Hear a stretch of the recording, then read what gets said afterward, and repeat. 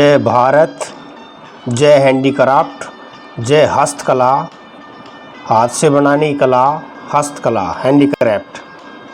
सरकंडों के झुंडे, सरकंडों के झुंडे। कक्षा 5वीं जरौखा पुस्तक में पाठ 10 रामदयाल की बस्ती। रामदयाल की बस्ती, बड़े काम के सरकंडे। रामदयाल का परिवार कुंड कस्बे की गुआरिया बस्ती में रहता है, जो रेवाड़ी ज़िले में है। इस बस्ती का अधिकतर लोग सरकंडे से विभिन्न प्रकार की वस्तुएं बनाते हैं, जैसे मुड्ढा, कुर्सी, मेज़, अलमारी आदि। ये वस्तुएं बेचकर वे अपने परिवार का गुजारा करते हैं। सरकंडे जंगली पौधे हैं जो दक्षिणी हरियाणा के बंजर इलाकों में अधिक उगते हैं। ये हरी पत्तियों से ढके होते हैं। ये पत्तियां चमकीली व धारदार होती हैं। इनकी ऊंचाई 7 से 8 फुट तक की होती है। ये समूह में उगते हैं, इसलिए इनको झुंडे भी कहा जाता है। झुंडे। क्या तुमने कभी सरकंडे देखे हैं? यदि हाँ तो कहाँ? हाँ, मैंने सरकंडे देखे हैं। हमारे गांव के पास सरकंडे खड़े हो रहते हैं। तुम्हारे यहाँ सरकंडों को क्या कहते हैं? हमारे यहाँ सरकंडों को सरकंडे या झुंडे कहते हैं। तुम्हारी लंबाई कितनी? अनुमान लगाओ कि सरकंडों की लंबाई तुमसे अधिक है या कम। मेरी लंबाई 4 फुट है। सरकंडों की लंबाई मेरी लंबाई से लगभग दुगुनी अर्थात 8 फुट की होती है।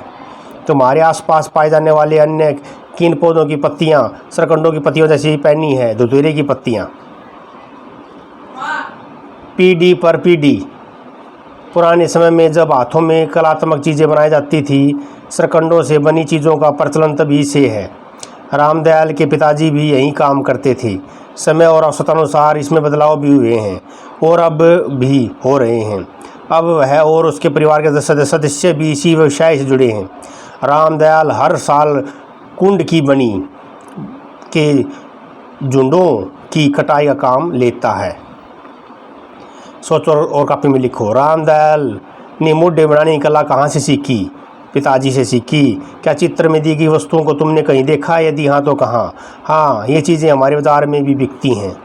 ये किससे बनी है और किस काम की हैं? ये मुड्ढे सरकंडे से बने हैं। ये बैठने के काम आते हैं। तुम्हारे घर में इनमें से कौन सी वस्तुएं? हमारे घर में 4 मुड्ढे हैं। हमारे घर में भी 4 मुड्ढे हैं। तुमने इन वस्तुओं के अतिरिक्त सरकंडों से बनी और कौन कौन सी वस्तुएं देखी और कहाँ? मेज़, पीढ़ा, चारपाई, कुर्सियाँ आदि वस्तुएं हमने गांव के रिश्तेदारों के घर देखे हैं। और देख लें। सरकंडों की कटाई प्राय अक्टूबर-नवंबर में की जाती है। हर दिन रामदयाल बनी में सरकंडों की कटाई करने गया।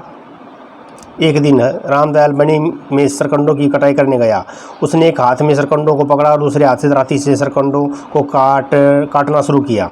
वह इन्हें जड़ के ऊपर से काट रहा था। शाम तक उसने बहुत से सरकंडे काट लिए।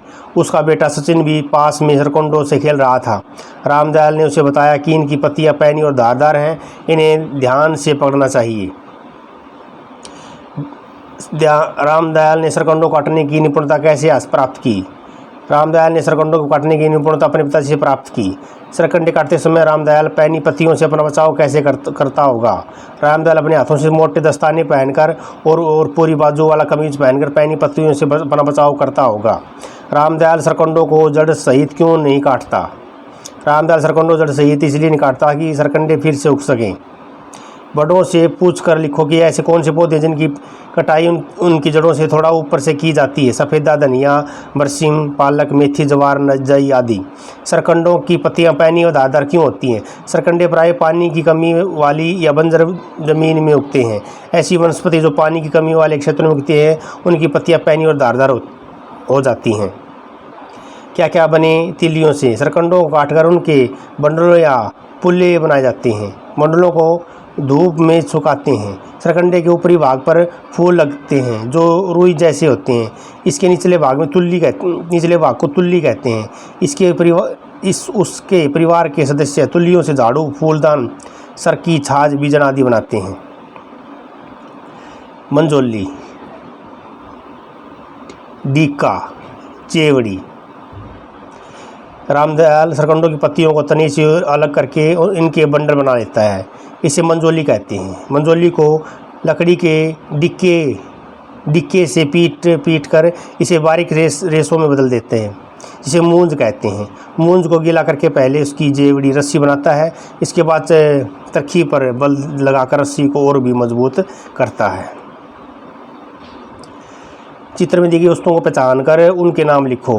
पलिया, सामान्य इंडिवी, सजावटी इंडिवी, पीढ़ा, बिटोड़ा, मुड्डा, चारपाई। वस्तु का नाम किससे बनी है? मूंज या रस्सी सरकंडे से किस काम आती है? सामान्य इंडिवी, मूंज या रस्सी और टोकरी को सर पर रखने के लिए। सजावटी इंडिवी, मूंज रस्सी शादी में भेंट देने के लिए। बिटोड़ा सरकंडे उपले रखने के लिए।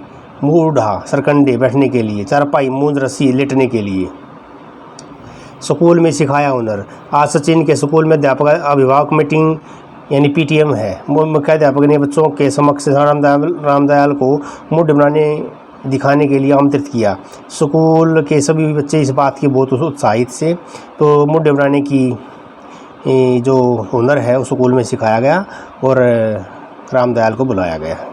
ये स्टेप है, बच्चों ने तालियां बजाई। तुम अपने घर में बैठने या आराम करने के लिए किन किन चीज़ों का प्रयोग करते हो?